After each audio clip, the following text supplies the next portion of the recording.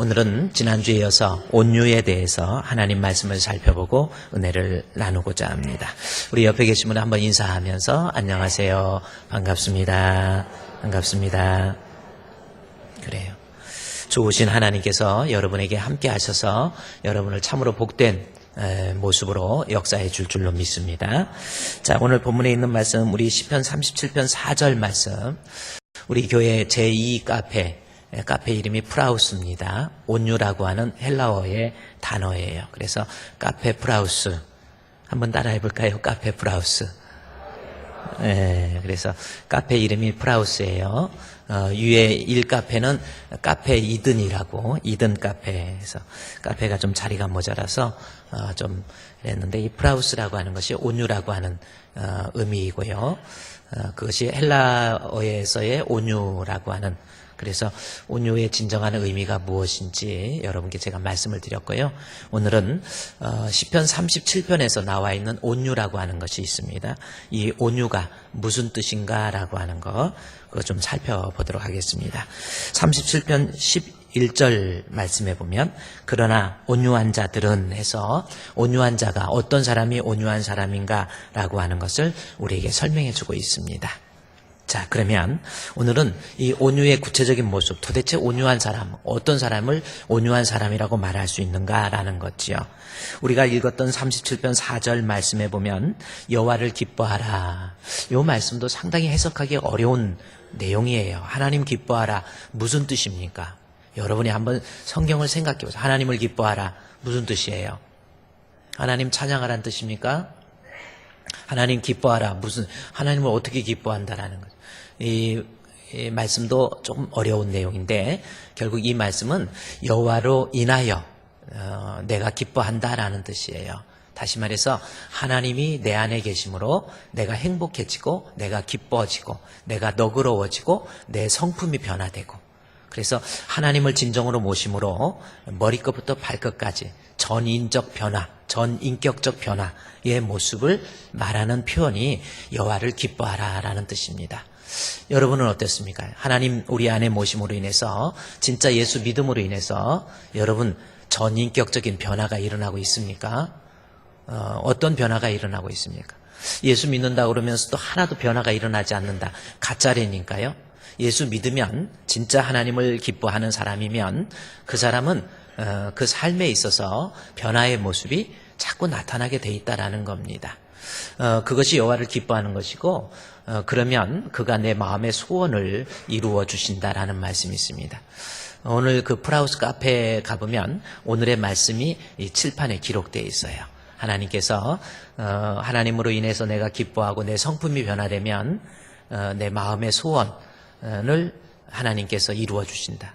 여기서 또 소원을 이루어 주신다라는 것이 내가 원하는 대로 다 된다 이런 뜻은 아니에요. 하나님께서 내 삶에 간섭해 주셔서 나로 하여금 승리의 삶이 될 수 있도록 의의 길로, 평강의 길로 하나님이 인도해 주신다라는 말씀의 뜻이 내게 소원을 이루어 주신다라는 말씀이에요. 그러면 우리 시편 37편 4절, 오늘 마지막인데 이 말씀을 여러분이 암송해서요, 내가 일생 동안 우리 하나님을 내 안에 모시고 진정으로 모심으로 내 성품이 변화되고, 그러면 하나님이 분명히 여러분에게 함께 해주셔서 여러분의 삶이 승리의 삶이 될 수 있도록 분명히 만들어 주실 줄로 믿습니다.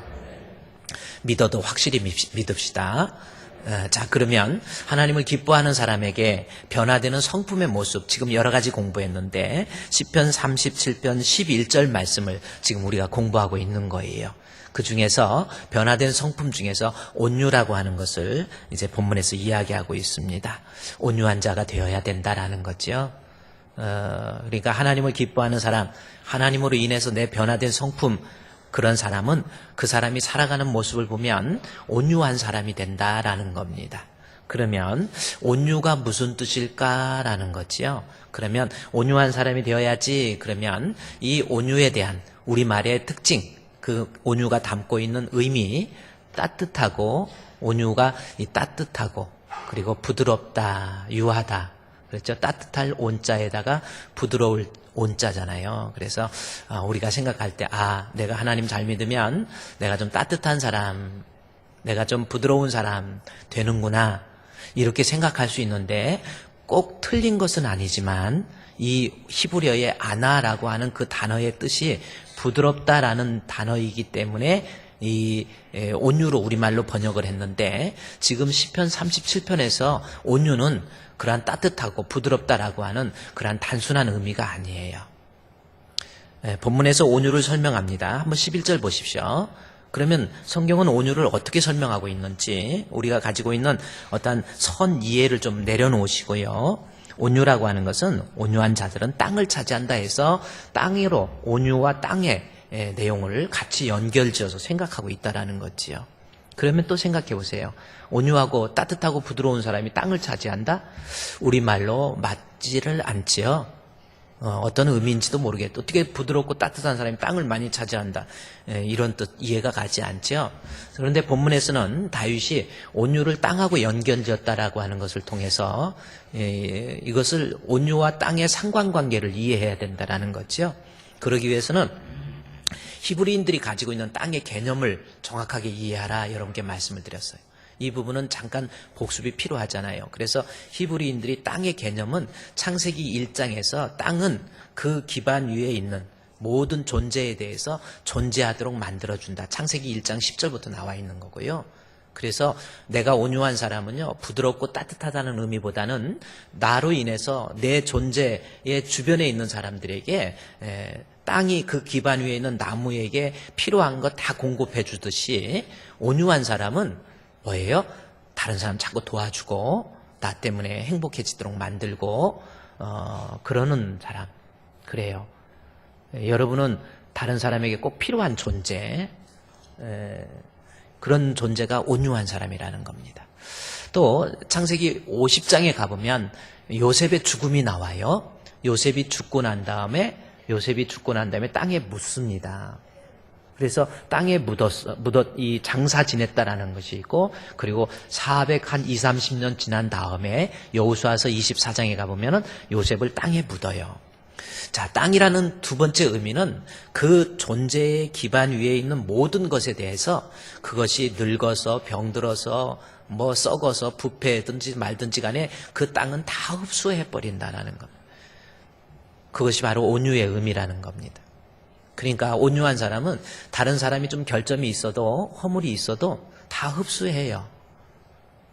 뭐 저 사람 밉다고 막 원망하고 그러지 않습니다. 좀 허물이 있어도 다 감싸줄 줄 알고, 아내가 허물이 있어도 이해해주고 덮어주고, 또 우리 집사님, 권사님, 또 장로님 허물이 있어도 무엇보다도 열심으로 사랑할지니 사랑은 허다한 죄를 덮어요.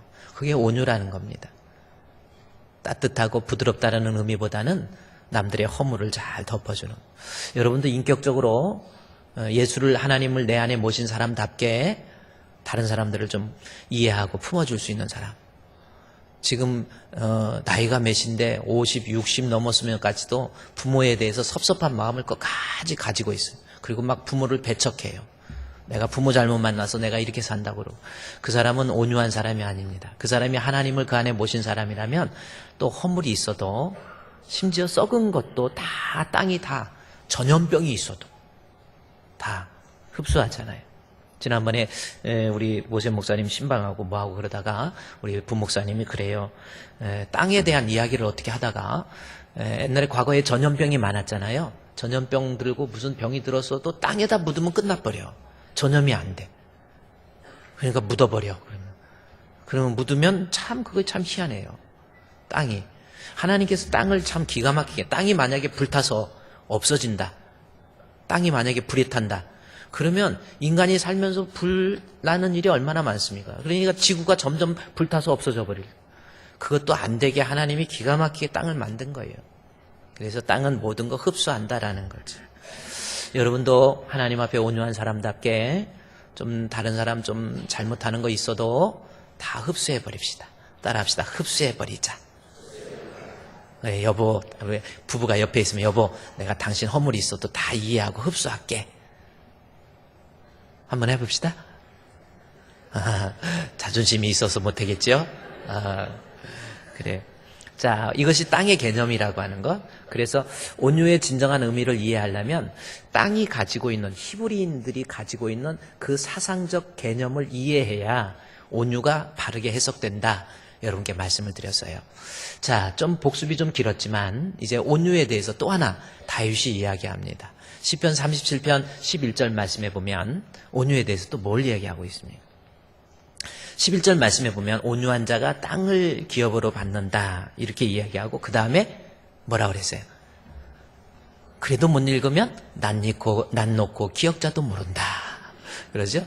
온유한 자가 땅에 대한 개념을 통해서 제가 구약에서 가지고 있는 온유의 개념을 히브리인들의 입장에서 설명을 해드렸다라는 거죠. 그러면 또 하나는 땅을 차지하며 그 다음에 풍성한 뭐로? 화평으로 뭐한대요? 즐거워한. 이게 온유라는 겁니다.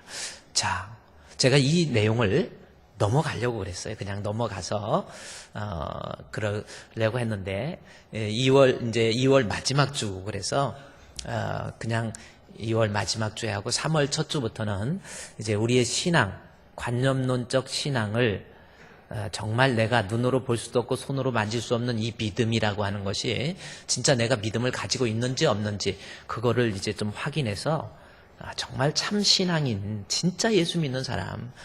그래서 3월 달부터는 말씀의 제목이 하나님 앞에서 완전한 자 이렇게 해서 하나님 앞에서 완전한 신앙은 무엇이고 하나님 앞에서 완전한 제사는 무엇이고 하나님 앞에서 완전한 믿음이라는 것은 또 무엇이고 이런 것들. 그래서 우리의 믿음이라고 하는 것을 다시 한번 점검해서 건강한 성도 믿음을 좀 만들기 위해서 3월 달부터는 완전의 개념을 가지고 여러분께 말씀을 드립니다. 기독교에서 말하는 완전이라는 것은 퍼펙트의 의미가 아니거든요. 그래서 완전의 대신에 온전을 쓰고 있어요. 온전하고 완전하고 또 차이가 있잖아요. 그래서 오늘은 2월 마지막 줄에서 이 온유에 대해서 다윗이 설명하고 있기 때문에 하나 더 여러분께 말씀을 드립니다. 자, 온유한 자는 땅이라는 개념. 그 다음에 두 번째 11절 말씀에 온유한 자는 풍성한 화평으로 즐거워한다라는 겁니다. 자, 그러면 온유한 사람은 내가 온유하잖아요.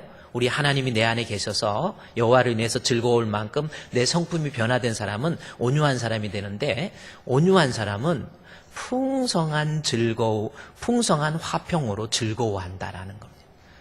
그러면 여러분이 이 본문을 띄어서 설명을 해보세요. 생각해 보세요. 풍성한 화평으로 즐거워한다. 이게 무슨 뜻이에요? 또 어렵잖아요. 우리 성경 풍성한 그냥 성경 읽기 해가지고 그냥 쭉쭉쭉 읽어 내려가지 마시고 오늘은 한번 도대체 다윗이 온유한 자를 풍성한 화평으로 즐거워하리로다.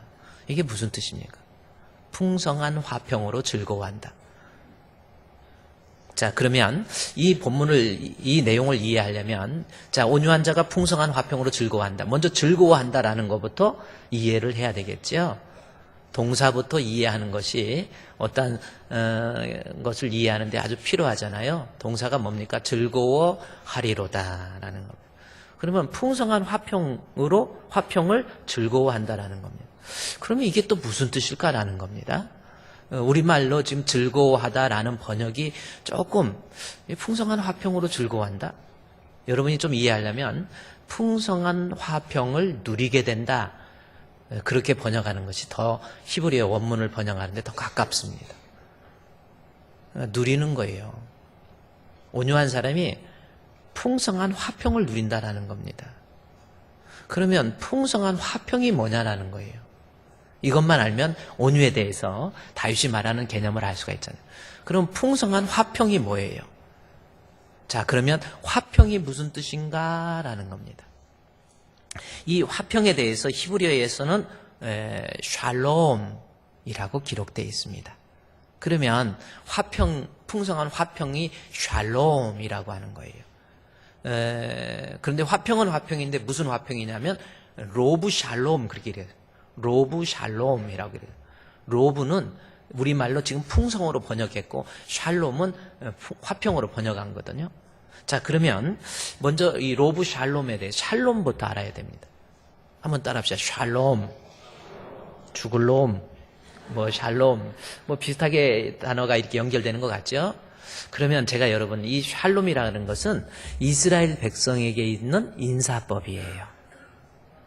이스라엘 백성이 인사할 때, 또 길거리에서 만날 때, 또 아침에 일어나서 만날 때 샬롬 그렇게 하는 것이 이스라엘의 인사법이 샬롬입니다. 그런데 여러분, 이스라엘 인사법이 샬롬이라는데, 예를 들어서 우리 영어를 아이들이 처음에 배울 때 영어 책 보면은 뭐 1학년 때 뭐 초등학교든 뭐든 보면은, 저희는 중학교 때 영어를 시작했는데 요즘 초등학교 때도 유치원 때도 영어 하잖아요. 그럼 처음 영어 보면은 인사말 good morning 나오죠? 그렇죠? good morning, 좋은 아침 뭐 이런 거잖아요. 미국 사람의 인사법은 좋은 아침, 그게 인사예요. 그래, good morning. 우리도 많이 외웠잖아요. 그러면 how are you? good morning. 그러면 how are you? 또 이렇게 묻습니다. 그러면 또 외웠죠. 뭐요? fine, thank you, and you. 막 이렇게 다 외워버렸어. 영어를 외워서 하니까, 미국의 어떤 사람이, 젊은 사람이 미국 고속도로를 운전하고 가다가요, 미국의 고속도로는 하이웨이가 있고 프리웨이가 있어요. 하이웨이는 돈을 내야 되고 프리웨이는 그냥 달리는 고속도로처럼, 우리 순환도로처럼 그렇게 돼 있습니다. 근데 순환도로를 막 달리다가 어떻게 속도를 내다가 보니까 옆에 벽하고 부딪혀가지고 차가 뒤집혀가지고 막 얼굴에 사고가 났고 막 피가 흐르고 막 거의 막 이게 큰 사고가 난 거예요. 그러니까 미국은 사고가 나면은, 우리나라도 C3 제도가, 경찰에게 C3 제도가 있어가지고 사고가 날 때 현장에 5분 이내에 도착하도록 그런 제도가 미국에서 도입된 거잖아요. 그래서 사고가 나면 현장에 헬기를 가든 뭐든 현장에 5분 이내에 경찰이 도착하는 거. 이거. 그래서 5분 이내에 사고가 나서 환자한테 이렇게 갔더니 온갖 피 뒤집어 쓰고 유리 막 뒤집어 쓰고 막 거의 죽어가더라네. 그래서 경찰이 도착한 다음에 막 흔들면서 how about 하면서 how are you? 어때요? how are you? 그랬더니 I'm fine, thank you, and you. 외운 대로 하는 거예요. 어떻습니까? 하고 막 how are you? how about라는 뜻이거든요. 지금 상태가 어때요? how are you? 그랬더니 한국 사람이 fine, thank you, and you 그러더라고요. 외워가지고. 영어를 너무 외워서 하려고 하지 마시고요. 그렇습니다. 그 인사말, 미국의 인사말이 good morning처럼 이스라엘 사람의 인사말이 샬롬이라는 뜻입니다. 그러면 샬롬이라고 하는 히브리의 샬롬을 한번 볼까요? 저 정도는 여러분 유언어도 좋습니다. 샬롬. 근데 평강, 또 평화 이렇게 번역이 돼 있어요. 그런데 샬롬이라고 하는 말의 원래의 원어적 의미는 어떤 의미냐면, 당신 지금 하나님과 정상적인 관계입니까? 라고 묻는 거예요. 지금 하나님과의 상태가 정상적입니까?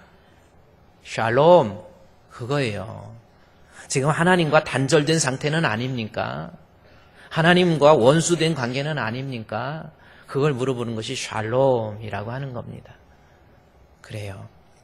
그러니까 이렇게 인사할 때 샬롬, 당신은 지금 하나님과 정상적인 관계입니까? 라고 묻는 것이 바로 샬롬이라는 겁니다. 그러면 이게 무슨 뜻이 되냐? 왜 평강이 되느냐? 여러분, 인간의 존재는요, 내가 이 세상에 존재하는 것은 존재하도록 만든 하나님이 계세요. 내가 그냥 존재하는 줄 아세요? 하나님께서 사람을 흙으로 만드셔서, 하나님이 만드셔서 내가 존재하는 거예요. 그냥 뭐 존재하는 줄 아세요? 그것이 성경 시편 96편, 97편에서도 여호와께서 나를 지으시고, 하나님이 나를 만드시고, 만상을 지으시고 창조하시고 그렇습니다. 우리는요, 우리의 존재의 근원은 하나님이세요. 그런데 그 존재의 근원이 되시고 복의 근원이 되신 하나님과의 정상적인 관계를 유지해야 거기에서 내 마음에, 하나님과의 관계에 정상적일 때 내가 마음에 평안이 있고 기쁨이 있고 행복이 있고 위로가 있고 그러는 거예요. 인간은 존재가 하나님으로부터 존재했기 때문에. 그래서 하나님과 단절이 돼버리잖아요. 자꾸 살아가면서 뭔가 행복이 없어요.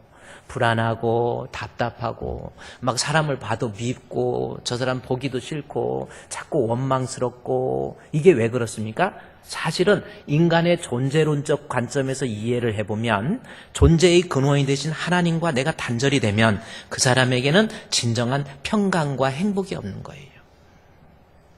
그래서 인사할 때 샬롬 그러는 것은 당신 지금 하나님과의 관계가 제대로 돼 있습니까? 그래서 평강합니까? 그 뜻이 되는 거죠. 인생은요, 하나님이 존재하게 했는데 존재의 근원이 되신 하나님과 단절되고 세상에서 내 마음대로 살면서 돈 많이 벌고 자식들 잘 되고 출세했다고 행복한 거 아니에요. 생각해 보세요. 돈 많다고 행복합니까? 우리나라에서 돈이 제일 많은 사람, 하루에 이자만 몇 천억입니다. 몇 천원이 아니에요. 몇 천억씩 이자가 늘어난데 그분 행복한가요? 그분이 누군지는 뭐 제가 더 이상 말할 수가 없지요. 뭐 또 말하면 또 인터넷으로 또 댓글 올려가지고 내가 행복한지 안 행복한지 네가 어떻게 알아 또 그러니까. 돈 있다고 행복한 거 아니에요. 여러분, 출세했다고 행복한 게 아니에요. 인간은 존재론적으로 하나님께 연합돼 있을 때에 그때 마음에 행복이 있는 거예요. 하나님과 단절이 되니까 자꾸 불안하고 답답하고. 그래서 여러분 지금 혹시 남편이 자꾸 답답하고 불안해하고 막 뭔가가 초조해하면서 막 원망하고 막 짜증내고 이것도 안 되겠다 해갖고 술이나 마시자고 막 술 마시고 비틀거리고 대낮에 막 막걸리 마시고 이러고 다니면 그 사람이요 존재론적으로 보면 저 사람의 마음속에 하나님과의 샬롬이 없는 거예요. 하나님과의 단절이에요. 하나님이 없기 때문에 살아봐도 행복이 없는 거예요. 마치 바닷물을 마시는 것처럼 갈증이 해소되지 않는 거예요. 그래서 자꾸 짜증내면 저 사람 마음에 하나님이 없구나. 실제로 사울 왕 같은 경우 보실까요? 사울 왕이 왕이에요. 왕, 킹입니다. 전제 국가 왕정 시대 때 왕이면 대단하잖아요. 그러니 재물도 있고 뭐 다 가졌잖아요. 그런데 하나님과 사울이 단절이 돼버렸어. 네가 내 말을 버린즉 나 너 버린다. 버리고 난 다음에 사울 보세요. 그 많은 재산, 그 많은 권력이 그에게 행복을 줍니까? 그때부터 사울이 불안해지고요. 자꾸 답답해지고 저 사람도 나 죽일 것 같고 다윗도 나 죽일 것 같고 막 저것도 막 그래서 가슴에 칼을 품고 다니다가 막 다윗이 이 악기를 연주할 때 그냥 막 칼을 집어던지고 아무래도 의심스럽고 자꾸 남 의심하고 자꾸 불안해하면서 막 그래요. 그게 하나님과 단절이기 때문에 하나님 만나려고 해도 하나님 만나주지 않아 버리잖아요. 사무엘을 만나려도 만나주지 않아요. 제사를 드려도 하나님 만나주지 않으니까 막 답답한 거예요. 하나님과 단절된 사람 와서 예배 드려보세요. 하나님 앞에 드려지질 않아요. 그러니까 답답하니까 엔돌에 신들린 여인 찾아가고 점쟁이한테 점 보고 있어요. 사울이. 하나님과 단절이 되면 인생은요 자꾸 그렇게 불안하고 답답한 거예요. 그래서 샬롬이라고 하는 것은 뭐예요? 당신 하나님과의 관계가 정상적입니까? 그래서 평강이 있습니까? 그래서 편안합니까? 그런 뜻이에요. 다시 샬롬 한번 볼까요? 이제 이 샬롬 히브리어를 한번 여러분이 보면요. 저런 단어입니다. 샬롬 저런 단어예요. 한번 따라해요. 샬롬. 옆에 있는 사람한테 인사. 샬롬 한번 해봅시다. 아니 샬롬 하지 말고 샬롬 한번 해보자니까요. 우리 샬롬 한번 해봅시다. 쑥스러워도 샬롬 샬롬. 쑥스럽지요? 자꾸 사랑도 표현하고 사람의 감정도 표현해야지. 감정 표현에 익숙하지 않아가지고 어떤 남편은 죽을 때까지 아내 사랑한다는 말 한마디도 못해요. 그래가지고 어떤 아내가 병들어서 죽으려고 그래가지고 막 그런데 이 사랑하는 아내가 죽으려고 그러니까 얼마나 남편이 거의 죽어가는 그 아내의 손을 꽉 잡고 여보 사랑해. 그때 아내가 벌떡 일어나가지고 그 사랑한다는 말 진작 좀 하지 그랬어. 이제 죽을 때니까 사랑한다고 하냐? 이럴 때는 전설이 있어요. 그래서 건강할 때 살아있을 때 여보 사랑해 그렇게 좀 하시고 샬롬 아멘. 네, 샬롬 이렇게 딱 표현. 오늘 집에 갔을 때 남편 샬롬 그러면 당신 하나님과의 관계 지금 정상적이야? 그래서 마음이 지금 기쁘고 있어요? 행복하고 있어요? 라고 하는 질문이 샬롬입니다. 오늘 점심 때 식사하실 때도요. 카페에서 커피 마실 때도 샬롬 그렇게 하세요. 당신 하나님 앞에 정상적인 관계입니까? 그런 뜻입니다. 그런데 막 또 대놓고 너 하나님과 정상적인 관계냐? 그러니까 그렇게 힘들지? 막 그러지는 마시고 그냥 샬롬 하나님과 정상적인 관계. 온유한 자가 하나님과 정상적인 관계를 이룬대요. 그런데 그냥 정상적인 관계가 아니고 어떤 정상적인 관계인가 봤더니 시편 37편 11절 말씀에 어떤 화평이에요? 화평은 화평인데 풍성한 화평. 그러면 이게 무슨 뜻이에요? 풍성한 화평. 화평이 풍성한 건 어떤 것을 얘기합니까? 이 수식하는 형용사가 풍성한 화평. 그러면 이게 무슨 뜻이에요? 풍성한 화평이 뭡니까? 이해가 돼요? 풍성한 화평이 뭐예요? 예를 들어서 영어로 보면은, 이게 얼마예요? 라고 물을 때 영어로 뭐라고 그러지요? How much is it? How much is it? Do I owe you? 뭐 이렇게 얘기해요. How much is it? How much라고 하는 단어를 씁니다. 셀 수 없는 거에 much라고 하는 단어를 씁니다. 그런데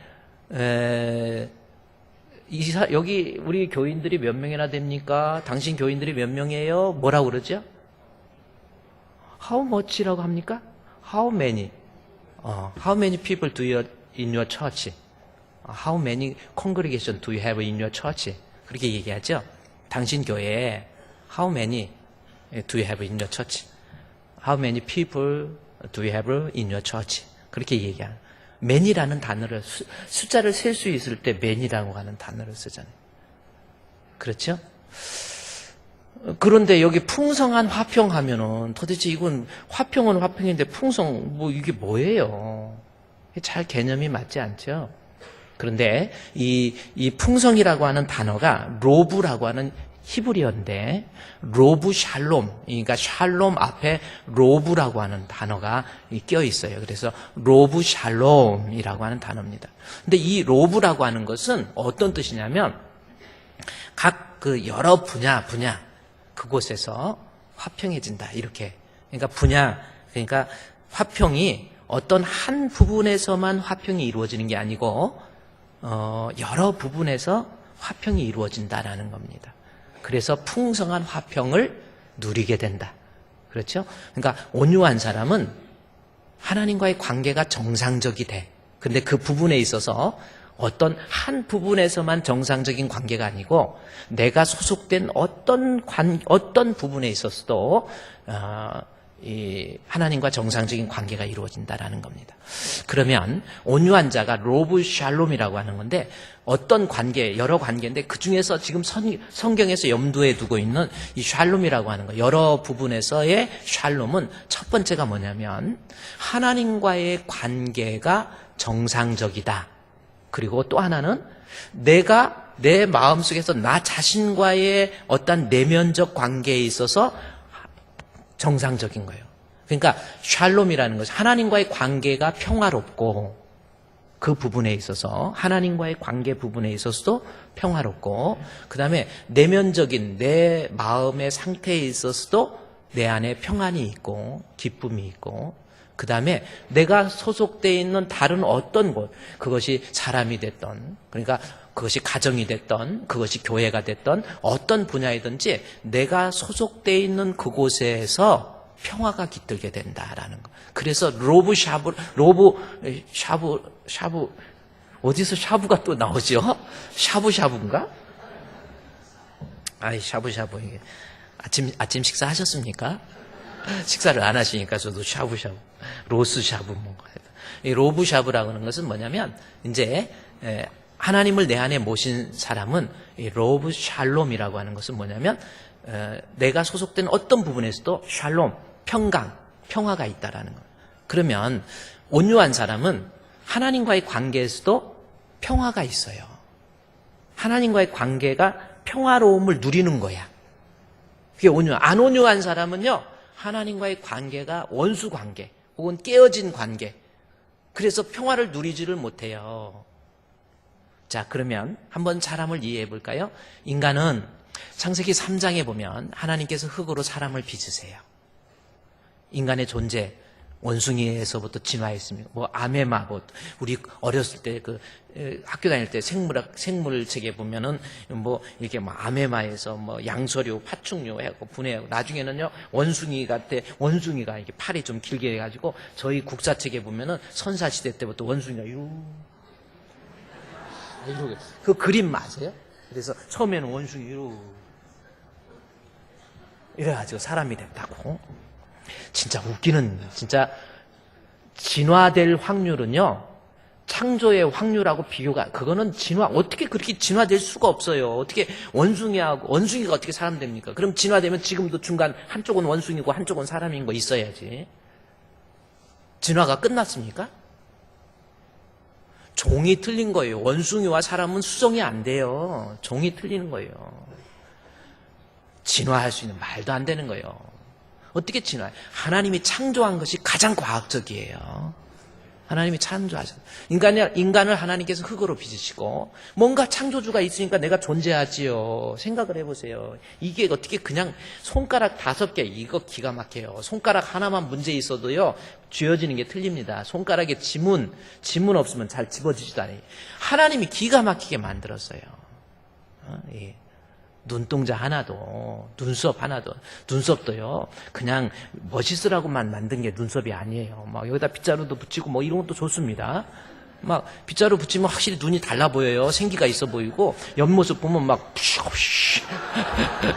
바람도 날리고, 뭐, 붙이는 거 괜찮아. 근데 제가 항상 말씀드리지만 빗자루 붙일 때 조심해야 돼요. 그거 본드 좋은 거 써야 돼요. 눈에 안 좋은 본드, 야매, 그런 거 쓰면은 이게 안 돼. 그리고 너무 저기 되면 나이 들면 눈이 처져. 그래서 3분의 1 잘라내고 붙이세요. 예수 믿는 사람은 그런 것도 화장도 잘해. 예, 불교 절에 다니는 것들은 막 다 붙이면 되는 줄 알고 막 붙이고, 하다가 메이크업 하다 안 되니까 막 밀어버리잖아. 그래 뭐 또 가서 또 절에서 일르지는 말고. 그래서 기독교인들이 예수 잘 믿는 사람이 화장도 잘해요. 벌써 틀려요. 벌써 딱 보면 알아요. 딱 지나가는 사람 벌써, 저를 언제 데리고요, 목사님 딱 저 사람 예수 믿어요 안 믿어요? 물어보세요. 대충 압니다. 그래서 예수 믿는 사람은요, 벌써 하나님과 화평이 딱 이루어졌어. 그래서 인간은 원래 하나님이 흙으로 만드시고 하나님과의 좋은 관계를 유지하게 돼 있어서, 그러나 죄가 들어와요. 죄로 인해서 타락합니다. 타락하고 난 다음에 하나님께서 아담을 창세기 3장 8절에서 아담아 하고 불러요. 아담아 하고 불러요. 내가 어디 있느냐? 창세기 3장 8절에서 내가 어디 있느냐? 그러니까 어디 있는지 하나님이 아담이 어디 있는지 몰라서 묻습니까? 아니에요. 너 영적인 상태가 지금 뭐야? 그랬더니 내가 동산에서 하나님의 소리를 듣고 내가 벗었으므로 내가 두려워서 내가 숨었나이다. 예. 수치를 이제부터 하나님과 단절이 되니까 이 수치감도 느끼고요, 모멸감도 느끼고 열등감도 느끼는 거예요. 그래서 자꾸 이렇게 막 열등감이나 이런 것도요, 하나님과 단절의 모습이거든요. 그리고 두려워. 괜히 막 아까 제가 그랬잖아요. 샬롬, 하나님과 정상적인 관계가 아니니까 자꾸 막 두려움이 생기고 답답함이 생기고 자꾸 뭔가 행복하지 않은 거예요. 막 수억의 재산을 갖다 놔도 뭔 행복하지가 않아요. 이거 하나님과의 단절이거든요. 그래서 아담이 결국 두려워해서, 그리고 하나님 자꾸 숨어버려요. 자꾸 숨어. 예배를 드려도 계단 뒤에서 숨는다든지 저 기둥 뒤에서 숨는다든지 자꾸 숨으려고 그래요. 사람, 키 큰 사람 앞에 가서 싹 숨다가 목사님 설교할 때 이렇게 이러고 자꾸 숨으려고 그러는 건 뭔가 하나님과의 관계에 문제가 있다니까요. 자꾸 목사님 안 보려고 그러고 도망 다니려고 그러고요. 그래서 일주일에 한 번 만나서 인사하고 이쪽으로 돌아가라고 하잖아요. 그런데도요, 뭔가 하나님과의 관계에 문제가 있으면 자꾸 숨고 도망가고, 우리는 민방위 훈련을 많이 받아가지고 이게 도망가는 데는 일리가 있어. 뭐 잘해. 옛날에 학교 다닐 때 민방위 훈련 이렇게 받아 버스에서 있다가 보니까 다 내리라고 그러더니 사람이 조금 되니까 점점 조금씩 움직이더라고요. 그래서 왜 그런가 했더니 버스 자리 잡으려고. 자, 근데 여러분, 아담이 숨어요. 하나님과 단절이에요. 그래서 나중에 창세기 3장 24절 말씀에 가보면은 나중에 쫓겨나 버려요. 하나님께서. 나중에 하나님이 그를 쫓아내버려요. 이제 완전한 단절이에요. 인간이 하나님과 좋은 관계에 있다가 완전한 단절이 시작되잖아요. 그 관계. 그런데 우리 하나님께서 우리를 긍휼히 여기셔서 우리를, 하나님과의 단절된 우리를 구원하고 살리시기 위해서 그 아들 예수 그리스도를 보내시는 거예요. 그것이 예배소서에 나와 있습니다. 그래서 이제는 예배소서 2장 13절부터 말씀해 보면 이제는 예수님이 오셔서 전에 멀리 있던 너희가 그리스도 예수 안에서 그리스도의 피로 가까워져요. 예수님의 십자가의 죽으심으로 원수된 하나님과 인간이 예수님 때문에, 예수님을 통하여, 예수님으로 인해서, 예수님 통해서 하나님과 화평을 이룰 수 있는 거예요. 그래서 그 다음 절에 보면 예배소에서 우리 하나님과 화평할 수 있는 방법에 그는 우리의 화평이신지라 그랬죠. 여기서 그가 가리키는 인칭대명사는 분명히 그 위에 예수 그리스도, 예수 그리스도는 우리의 화평이신지라. 둘을 하나로 만들었어요. 원수된 관계를 깨트려버리고 원수된 것, 곧 중간에 막힌 담을 자기의 육체의 십자가에 못 박혀 죽으심으로 우리 하나님과 평화를 만들어줬어요. 자, 그러면 온유한 사람은 결국은 뭐예요? 하나님과의 좋은 정상적 관계, 평화의 관계를 유지한다고 그랬잖아요. 그렇죠? 따라서 온유한 사람은 예수 잘 믿어요. 예수도 안 믿고 뭔가가 자꾸 안 믿고 이런 사람은요, 그게 안 온유한 거예요. 온유한 사람은 자꾸 믿어져요. 하나님 말씀 목사님 설교해도 막 은혜가 되는 거야. 말씀 듣고 아멘 아멘 아멘 하고 자꾸 은혜가 되고 말씀을 사모하고 말씀 듣고 막 행복해하고 주의 말씀 받은 그날 참 기쁘고 즐겁도다. 이 기쁜 마음 못 이겨서 온 세상에 늘 전하세. 기쁜 날 주 나의 죄 다 씻은 날 늘 깨어서 기도하고 늘 기쁘게 살아가리. 기쁜 날 주 나의 죄 다 씻은 날. 이게 뭐예요? 온유한 사람은 평화의 왕이 되시고 평강의 매개체가 되시고 중보자가 되신 우리 예수님을 잘 믿는다니까요. 그래서 하나님과의 정상적인 관계가 이루어져요. 그래서 온유한 사람은 예수 잘 믿어. 말씀도 얼마나 잘 듣는지 몰라요. 그냥 말씀 사모하고 은혜 받고 말씀을 들을 때 사람의 말로 안 들어요. 그게 데살로니가전서 2장 13절 말씀해 보면 온유한 사람이 하나님 말씀을 듣는데 이러므로 우리가 하나님께 끊임없이 감사함은 데살로니가 교회 너희가 우리에게 들은 바 하나님의 말씀을 받을 때에 뭐예요? 사람의 말로 받지 아니하고 뭘로 받았어요? 하나님, 목사님이 설교하니까 이건 목사의 말이야 생각하니까 자기한테 비유에 맞으면 좋아해. 그러나 좀 비유에 뭔가가 상하고 뭐가 조금 걸리면은 목사님 말씀 듣고 상처받았대. 말씀 듣고 상처받으면 약이 없습니다. 여러분, 방법이 없어요. 그런데 온유한 사람은 상처 그런 거 안 받아요.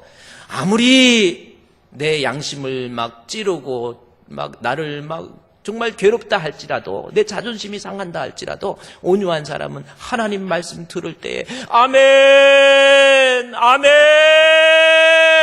주여 믿습니다. 그런 마음이 막 생겨서 믿음이 막 강해져. 그래서 예수를 믿음으로 하나님과 좋은 관계를 유지한다니까요. 그러니까 온유한 사람을 우리가 볼 수 있는 것은 말씀 잘 들어요. 벌써 딱 보면 말씀 딱 듣고. 그러니까 말씀 들을 때 이렇게 목사님이 말씀을 선포할 때 이렇게 보면요. 어떤 사람은 마치 막 돌 같은 사람이 있고 스펀지 같은 사람이 있어요. 스펀지에다 물 부어보세요. 그냥 쫙 빨아들여. 돌에다가 물 부어보세요. 부으면 막 찌찌찌 다 튕겨버리잖아. 이리 튕기고 저리 튕기고. 하나님 말씀을 그냥 거부해버려. 안 받아들여. 아유 웃기고 있네 저거. 아유 저게 설교야. 아우. 어쩌다가 11조 얘기하면 아우 내가 교회 참 이런 물질에 타락하지 않는 교회를 오고 싶었는데 오늘 11조 설교했는데 난 아니야 이러고 또 어떤 사람 그런 사람도 있어요. 어떤 사람은 막 목사님 설교하면 오늘 목사님 설교 너무 은혜로워 아유 아멘 아멘 하다가 여러분 열심으로 헌신하고 하나님 앞에 예물도 이거 하나만 빠졌으면 오늘 기가 막힌 설교인데 또 이렇게 나와. 그게 안 온유한 거예요. 온유는 이러던 저러던 뜨거운 물이든 찬물이든 스펀지는 다 빨아들여요. 아멘 아멘 아멘 할렐루야. 이해고 왜고 없어요. 하나님 말씀. 예를 들어서 물고기 2마리와 보리떡 5개로 5,000명을 먹였다. 이해 갑니까? 과학적으로 분석이 돼요? 생각해 보세요. 물고기 2마리에 보리떡 5개로 5,000명 먹였대요. 그냥 막 들어와서 그냥 습관적으로 들어서 넘기지 말고 생각해 보세요. 합리적으로 생각해 보시죠. 이게 가능합니까? 물고기 2마리, 그래요. 조기 2마리로 5,000명 먹이려면 어떻게 먹이겠어? 혓바닥 내 해가지고 깔아갖고 닦아갖고 가요. 그러다가 순간 한번 물으면 그냥 막 뺨을 때려버리고 이걸 어디다 무냐고. 쓸고 가야 돼. 그래야 5,000명 혓바닥에 그 세포에 이 삐빠 같은 세포에 조금씩 빨려나가지. 이렇게. 어떻게 5,000명으로 보리떡, 물고기 2마리에 보리떡 5개 어떻게 5,000명 먹여요? 말도 안 되잖아요.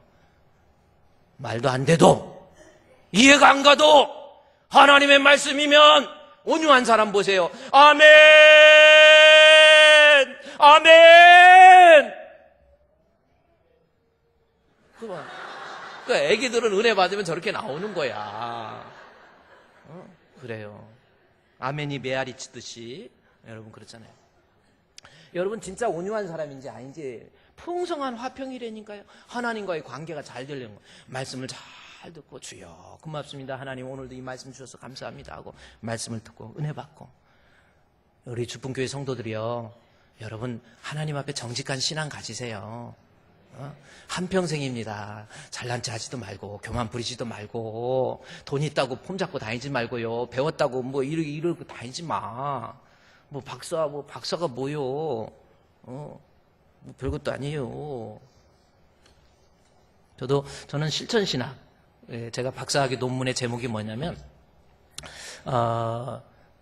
교회 맥가브란을 교회 성장학을 내용으로 해가지고 성산교회 성장 방안 연구라고 하는 제목을 가지고 제가 박사학위 제출해가지고 제가 이렇게 패스가 돼요. 처음에 박사학위 제출할 때요, 교수들이 무조건 막 줄 쫙쫙 치고 W, 유도 들어, 보려. 이거 뭐 이렇게 해가지고 그런가 보다 했더니 다른 사람도 똑같이 그렇게 다 하더라고요. 근데 결국은 그래요. 뭐 실천신학이든 신약신학이든 구약신학이든 이렇게 논문 보면 지금 여러분 예를 들어서 설교 1시간 하는 거, 설교 50분 설교하는 내용을요 다 저기 하려면 이 논문 A4 용지로 상당한 설교 몇 번 하면 박사학위 받을 수도 있어요. 신학만 그렇습니까? 철학은 마찬가지 아닙니까? 제가 아는 친구분도 철학 박사학위 받은 별거 아니에요. 뭐 박사가 나쁘다는 뜻은 아니지만 잘난 체 하지 말라는 거예요. 온유한 사람은요 하나님과 관계에 있어서 늘 겸손하게 자기 자신을 낮추면서 하나님 오늘도 말씀 배워야 됩니다. 오늘도 깨달아야 됩니다. 나 하나님 없으면 살 수 없어요. 주님 떠나가면 살 수 없어요. 주 떠나가시면 내 생명 헛되네. 정말 고백을 해요. 말씀 들을 때 얼마나 사모하는지. 그리고 정말 하나님이 인정하는 정직한 믿음을 갖게 돼요. 그러나 안온유한 것들은, 안온유하신 분들은, 하나님 말씀도 그래요. 예배 시간에 설교할 때도 그냥 잘 듣지도 않아요. 자꾸 막 천정 보고, 여기 보고. 오늘은 목사님 넥타이가 좀 다르네 하고 넥타이 보고. 그런 거 보려고 오는 거 아니에요. 넥타이가 여러분 말씀 듣는데 시험거리라고 한다면 넥타이를 뒤로 젖혀드릴게요.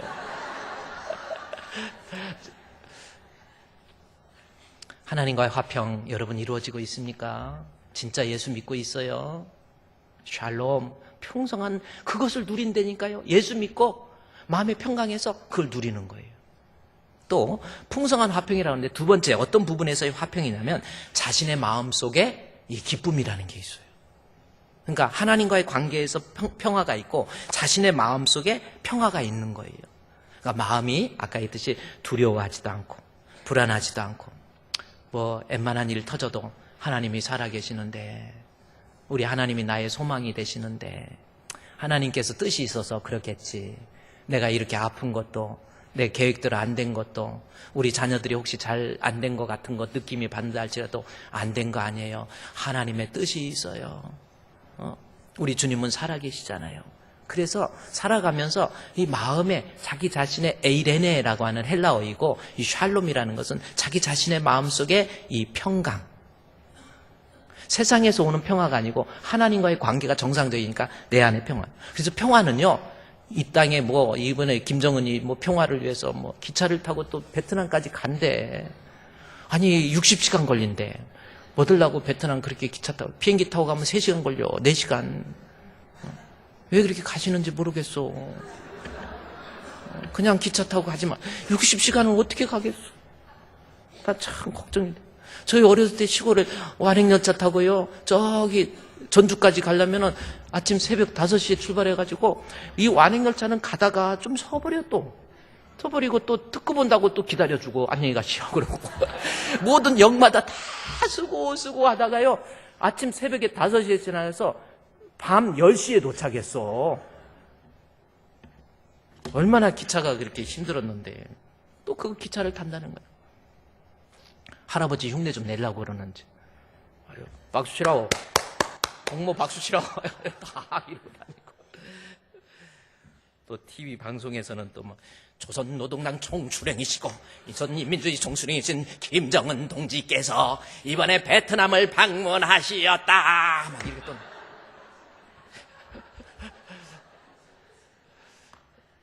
여러분, 온유한 사람은요, 그렇게 막 유세 부려서 평안, 그냥 하나님이 내 안에 주신 평안 때문에 나 가진 재물 없어도 내 안에 평안이 있는 거예요. 내 안에 기쁨이 있는 거예요.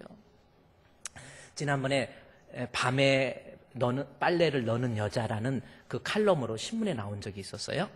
밤에 빨래를 널어요.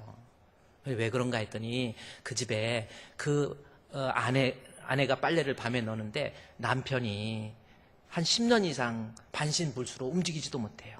의사소통은 초등학교 다니는 딸아이가 써주는 글씨로 남편하고 의사소통을 해요. 그러다 보니까 생활이 너무 어려운 거예요. 병간호하다가. 그래서 새벽 5시부터 일어나서 신문 배달하고 우유 배달하고 아침에 일찍 가서 회사 가서 아침 청소하고 낮에 와서 남편 돌보고 또 저녁 때 식당에 가서 일하고 하루에 5가지 일을 해가지고 몸이 여자가 너무너무 고생하는 거예요. 어떻게 살겠습니까? 남편이 아프니까 돈 못 벌으니까 이렇게라도 해야 된다 해가지고 너무 불쌍해서 신문기자가 취재하러 갔어요. 낮에는 만날 수가 없어서 밤에 갔더니 밤에 있는데 집에 가보니까 방 하나, 부엌 하나, 옥탑방에 살고 있으면서 거기서 남편은 병상에 이렇게 누워있고 근데 아내가 뭐 하는가 했더니 밤에 빨래를 널고 있는 거예요. 옥탑방에. 그래서 아니 왜 밤에 빨래 넣나요? 그랬더니 예, 낮에는 주인집에서 이 빨랫줄을 쓰고요. 저희는 새 사는 사람이기 때문에 밤에 밖에 넣을 수가 없어요. 빨랫줄 넣을 수 있는 그러한 여유도 없는 그러한 분이잖아요. 그런데 어떻게 이렇게 합니까? 그래서 제가 이렇게 일을 하고 이렇게 하고 낮에는 우리 남편 기저귀 갈아줘야 되고 뭐 해줘야 되고 이래서 제가 이렇게 힘듭니다. 그리고 아이들 가르치고 그런데 그렇게 이야기하면서 그 여인의 얼굴을 보니까 마음에 기쁨이 있는 거예요. 어떻게 그럴 수 있죠? 그분이 하는 말, 나는 교회 다니는 사람입니다. 내 안에 예수님이 있습니다. 아무리 힘들어도 아무리 어려워도 내 안에 평안이 있어요. 그러면서 빨랫줄에 빨래를 거는데 그것을 지켜본 기자가 하는 말, 밤하늘에 별빛이 그 여인의 눈빛에 아주 영롱한 빛으로 빛이 나고 있다라는 거예요. 뭐가 기뻐할 수 있었겠어요? 정말 온유한 사람은요, 우리 주님께서 주시는 이 온유함, 이 온유는 자신의 마음속에 표현할 수 없는 이 평안과 기쁨이 있는 거예요. 평화가 돈 때문에 오는 게 아니잖아요. 무슨 평화가 뭐 진짜 정치적으로 김정은이가 뭐 평화를 위해서 정치적으로 사람이 뭐 무슨 우리 민주당에서 우리 자한당에서 평화를 평화는요 사람이 하는 게 하늘에서 평화 평화로다 하늘 위에서 내려오네. 진정한 평화, 내 마음의 평강은 하나님과의 관계가 정상적이고 그 다음에 내 마음속에 온유함으로 인해서 하나님이 내 안에 계심으로 인해서 오는 평안이 있다라는 거예요. 마지막으로요, 이 풍성한 화평이니까 하나님과의 관계, 내 자신의 내면적 관계, 마지막에서는요, 다른 사람과의 관계에 있어서도 이 사람은 평화의 사람이 돼요. 온유한 사람이. 그러니까 안 싸워, 웬만해서. 막 툭 하면 싸우는 사람 있잖아요. 막 혈기 부리고 싸우는. 안 온유한 거야. 온유한 사람은 싸울 일이 없어요. 그게 온유라니까요. 그러니까 풍성한 화평. 그러니까 다른 사람과의 관계에서 화평을 이루어요. 여러분은 어떻습니까? 지금 다른 사람과의 관계 속에서 내가 뭐가 나서 성격이 좀 이상해서 자꾸 부딪히고 싸우고 그렇습니까? 이거 온유한 사람이 아닌 거예요. 혹시 여러분이 자꾸 싸운다든지, 그리고 뭐 어디 남전도에 여전도에 가면은 이렇게 내가 가면은 그 분위기가 아주 좋게, 싸웠다가도 내가 가면은 뭔가 분위기가 쫙 풀리면서 좋은 분위기가 됩니까? 아니면 나 오는데 저쪽에서 오는데 사람들이 야 왔어 저희 왔어 그러는 사람이면 조심해야 돼. 나만 오면 분위기가 이상해져. 나만 오면 뭔가가 막 싸우려고 그래.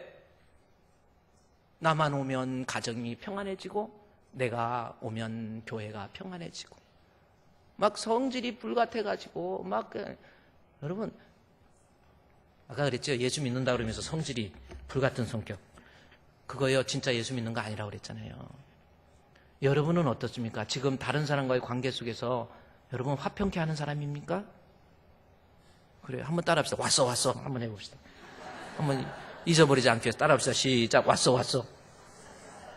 그런 사람 되지 마세요. 어머 집사님 이리 오세요. 어머 장로님 이리 오세요. 어머 목사님 이리 오세요. 이래야지. 이제 왔어. 빨리 가. 저쪽. 조용해. 이따가 가니까 분위기가 쎄한다든지 이러면요, 자기 성격 빨리 고치세요. 그저 나만 가면 좋아하고 즐거워하고 행복하고. 지난번에 제가 어디 조그마한 기독교적 관련 서적에서 책을 읽으면서 거기에 어떤 책이 있었느냐면은 부부가 권사님이고 안수 집사인데 두 부부가 맨날 싸우니까 싸울 때 제일 큰 피해자가 누군지 아세요? 애들이에요. 그 밑에 있는 중학교 아이가 엄마 아빠 싸우니까 막 상처받는 거예요. 그래서 여러분 부부가 싸울 때는 꼭 집에서 싸우면 안 돼. 막 화나잖아요. 여보! 짐 싸! 강원도 콘도로 가. 해가지고 콘도에서 싸우든지 뭐 이렇게 여보! 방콕에서 싸우자고 해갖고 비행기 티켓 방콕 해가지고 거기에서 싸우든지. 근데 애가 상처받고 그랬는데 나중에요 막 소리 내면서 싸우니까 애가 갑자기 엄마 아빠 방에 들어와서 엄마 아빠 싸우지 좀 마세요. 가운데 앉아갖고 애가 손을 꽉 잡더니 엄마 아빠 싸우지 좀 마세요. 그러더니 자기 무릎에다 엄마 아빠 손 올려놓고 자기 손 딱 올려놓고 하나님 앞에 기도하더니 하나님 우리 엄마 아빠 안 싸우게 해주세요. 하나님 주님 평화의 왕이 아니십니까? 우리 엄마 마음에 평화가 깃들고 우리 아빠 마음 평화 막 기도하는데 부부가 싸우다가 듣다가 보니까 웃기기도 하고 막 이상하기도 하고 그래갖고 눈물도 나고 그래가지고 그 다음부터 안 싸웠다는 전설이 있어. 그래서 야 이게 화평케 하는 자가 하나님의 아들이라 일컬음을 받는 거구나 생각하고 그 권사님이 그거 그 다음부터 교회 가서 써먹는 거야. 집사님들 이상하면 불러갖고 이리 오세요.